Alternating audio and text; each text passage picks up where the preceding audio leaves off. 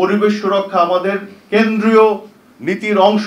সবাই যে পেশাদার সাংবাদিকতা করছেন সেটিও কিন্তু নয়, অনেক ক্ষেত্রেই কিন্তু মোটিভেটেড জার্নালিজম হয়, এটা আপনারা জানেন, এবং সেটি আমি মনে করি পেশাদার সাংবাদিকতাকে ক্ষতিগ্রস্ত করে এবং সবচেয়ে বড় ভিকটিম হয় পেশাদার সাংবাদিকতা এবং গণমাধ্যম। আমি ব্যক্তিগতভাবে মনে করি যে পরিবেশের দরকার নাই, উন্নয়ন দরকার, আমি এই নোশনে বিশ্বাস করি না একেবারেই। আবার একই সাথে উন্নয়নকে ক্ষতিগ্রস্ত করে পরিবেশ চিন্তা করে যে কিছু ধরনের এক্সট্রিম আইডিয়া আছে সেটি তো আমি বিশ্বাস করি না। আমি মনে করি এখানে একটা ব্যালেন্স খুবই দরকার।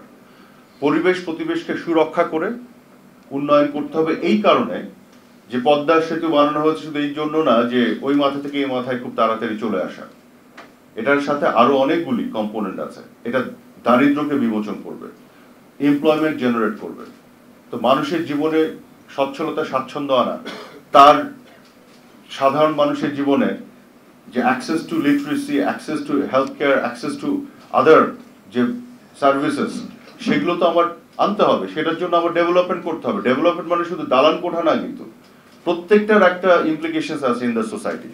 মানুষের জীবনে তার একটা ইম্প্যাক্ট আছে। গোটা বাংলাদেশে আওয়ামী লীগের বিভিন্ন পর্যায়ে নেতা কর্মীদেরকে গাছ লাগাতে হবে, বিভিন্ন জায়গায় তাদের এনকারেজ করা হবে এবং বৃক্ষরোপণ কর্মসূচি আমাদের 1 নম্বর প্রায়োরিটি হিসেবে আমরা নিয়েছি।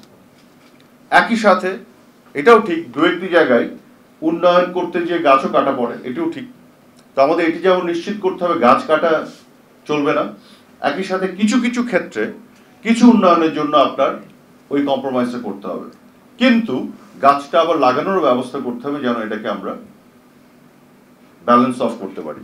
পাহাড় কাটা নিয়ে অনেক রিপোর্টিং হয়। আমি বলেছি সেদিনও, আমি আরেকটি প্রোগ্রামে ছিলাম, আমি বলেছি যে রিপোর্টাররা পরিবেশ নিয়ে রিপোর্ট করবেন সঠিক তথ্য এবং সায়েন্টিফিক এভিডেন্সের ভিত্তিতে, তাদের ফুল সাপোর্ট আমি দিব। পরিবেশ সুরক্ষা আমাদের কেন্দ্রীয় নীতির অংশ। যারা এইখানে আমাদের সাপোর্ট করবেন এই সরকারকে, মানে জনগণের বৃহত্তর স্বার্থে, তারা আমার কাছ থেকে, আমার মন্ত্রণালয় থেকে পূর্ণাঙ্গ সমর্থন পাবেন। তৃণমূলে যে যতই কঠিন বাস্তবতা তার জন্য তৈরি করুক না কেন, আমরা তাদেরকে পূর্ণাঙ্গ সাপোর্ট, প্রোটেকশন এবং যত ধরনের সহযোগিতা লাগে আমরা দিব। ডিএসএ সিএসএ নিয়ে কিছু বক্তব্য এসেছে। ডিএসএ কিন্তু এখন আর নাই, কাজে ডিএসএ নিয়ে আমি আলোচনা করতে চাই না। আইনমন্ত্রীর সাথে আমার আলাপও হয়েছে যে ডিএসএ যেহেতু নাই, সেই আইনের অধীনে যে মামলাগুলো হয়েছে সেগুলো নিয়ে কোনো কিছু করা যায় কিনা। কিন্তু সিএসএ তে কিন্তু মূল যে দাবিটি ছিল, ডিএসএ নিয়ে যে সমস্যাটি ছিল, সেটি হচ্ছে যে কোনো ডিফেমেশনের ক্ষেত্রে কেউ যদি মনে করে আমি ডিফেমেশনের ভিকটিম হয়েছি, মামলা করে দিলে জেলে নেওয়া হতো, যেটা আমার দৃষ্টিতে খুবই অন্যায় একটা প্রফেশন ছিল আইনের, এবং শুধু জেলে নেওয়া হতো না, বেলের কোনো সুযোগও ছিল না। কাজে এই জিনিসটা এখন উঠে গেছে। এখন যেটা আছে সেটি হচ্ছে ডিফেমেশনের ক্ষেত্রে আপনি সিএস এর অধীনে মামলা করতে পারবেন, কিন্তু জেলের কোনো সুযোগ নাই। আর যেহেতু জেলের সুযোগ নাই, জামিনের বিষয়টা এখন অপ্রাসঙ্গিক হয়ে গেছে।